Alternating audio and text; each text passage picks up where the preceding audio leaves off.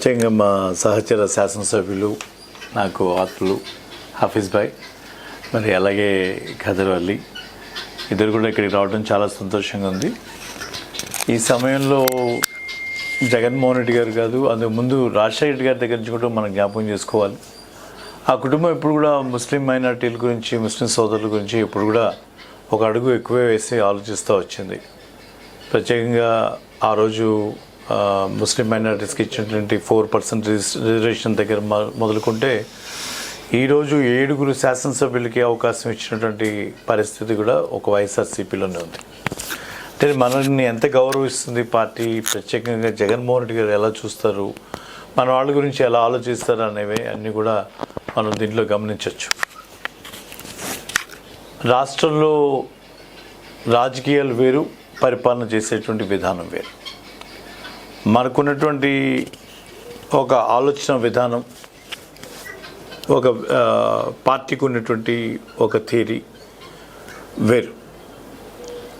జగన్మోహన్ రెడ్డి గారు ఎప్పుడు కూడా ఏ విషయంలో కూడా కాంప్రమైజ్ కారు. ఒక మాట ఇచ్చారంటే ఆ మాట మీద నిలబడి ఉంటారు.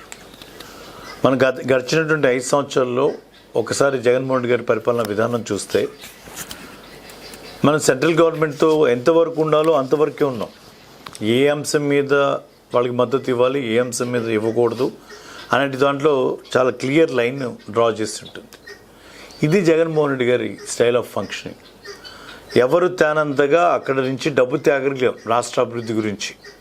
ప్రత్యేకంగా మనం మాట్లాడుకోవాలంటే నేషనల్ హైవేస్లో మరి యూపీ తర్వాత ఆంధ్రప్రదేశే మ్యాక్సిమం వర్కులు తీసుకొచ్చాం, చేసాం కూడా. ఒక బాపట్లోనే మనం దాదాపు 150 కోట్లు హైవేస్ నుంచి తీసుకొచ్చాం. గౌరవ ముఖ్యమంత్రి గారికి ఉన్నటువంటి చొరవ అలాంటిది. ఎందుకంటే మాట, ఒక మనిషి ముందర ఒక మాట, వెనకాల ఒక మాట మాట్లాడు. ఏదైనా మాట్లాడితే నరేంద్ర మోడీ అని కావచ్చు, లేకపోతే రఘుపతి అని కావచ్చు, ఏదైనా ఒక మాట మాట్లాడితే సూటిగా మాట్లాడు. అది జగన్మోహన్ రెడ్డి గారిలో ఉన్నటువంటి ప్రత్యేకత. అందుకని ఎవరు ఏదో మాట్లాడారు, లేకపోతే ఆ మాటకి ఏదో వక్ర భాష అని చెప్పి దాన్ని డీవియేట్ చేయడానికి ప్రయత్నం చేయటం అనేది కరెక్ట్ కాదు. అది ఎవరు కూడా నమ్మరు కూడా. జగన్ అంటే మనం ముస్లిమ్స్ గురించి ఎంత ఆలోచిస్తారో ఆయన ప్రతి ఆలోచనలోనూ ప్రతి మాటల్లోనూ వ్యక్తపరుస్తూ ఉంటారు.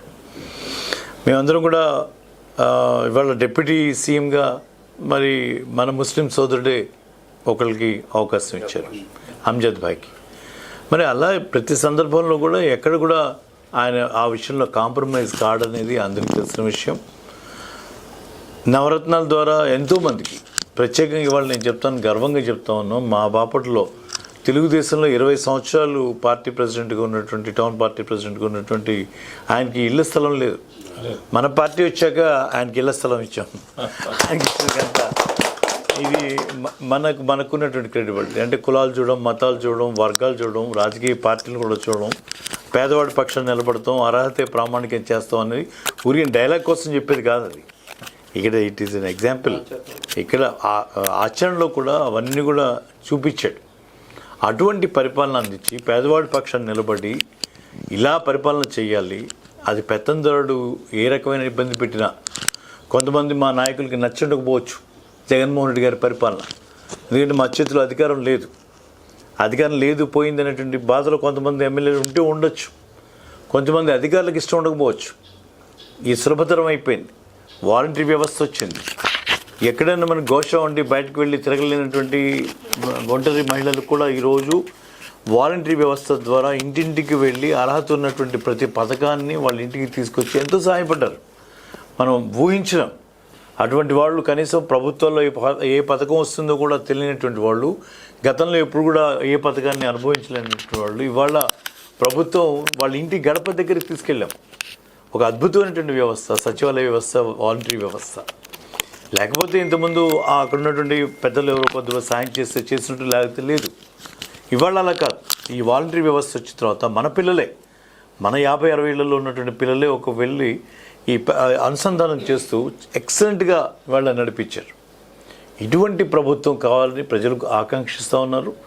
పెద్ద ఎత్తున అధికారులు కొంతమంది ఇబ్బంది పడ్డా, మా దగ్గరికి ఎవరు రావట్లేదన్న బాధపడ్డా, లేకపోతే నాయకులు కొంచెం ఏదో ఇబ్బంది పడ్డా, వాళ్ళ ప్రజలు జగన్మోహన్ రెడ్డి గారిని కాపాడుకోవాలి.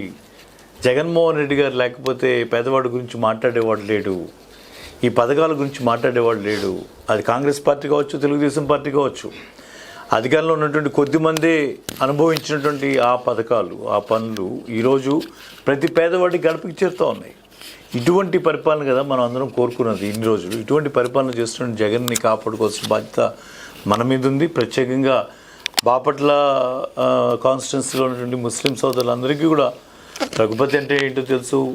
గడిచినటువంటి మరి 20 సంవత్సరాలుగా కలిసి ప్రయాణం చేస్తూ ఉన్నాం. నేను 2 సార్లు గెలవడానికి వాళ్లే కారకులు. మరి 3వసారి కూడా మీ ముందుకి నన్ను మళ్ళీ అవకాశం జగన్మోహన్ రెడ్డి గారు ఇచ్చారు, మీకు సేవ చేసేటువంటి అవకాశం. తప్పకుండా అందరం కలిసి ఏ సమస్యను సార్ట్అవుట్ చేసుకుంటూ ముందుకు వెళ్దాం, బలంగా వెళ్దాం. మన ఆచారాలని వాటిని కాపాడుకుంటూనే మన గౌరవాన్ని మనం నిలబెట్టుకుంటూనే అందరం ఒక మంచి సమాజ నిర్మాణంలో అందరం కూడా కలిసి ముందుకు వెళ్దాం అని చెప్పి, జగన్మోహన్ రెడ్డి గారి పరిపాలనని మనం ముందుకు తీసుకువెళ్దామని చెప్పి, దానికోసం తప్పకుండా అందరూ రావాలని, అందరూ ఒక అడుగు ముందుకు వేయాలని చెప్పి మిమ్మల్ని అందరినీ కోరుకుంటూ మరొకసారి మా సోదరుడి ఇక్కడ దాకా రావటం మాకు చాలా ఆనందం కలిసి ఆఫీస్ బాయ్కి ధన్యవాదాలు తెలియజేస్తూ, మరి అలాగే వర్క్ బోర్డ్ చైర్మన్ గారు ఖాదర్ బాషా గారికి కూడా నా ధన్యవాదాలు తెలియజేసుకుంటున్నాను. Thank you.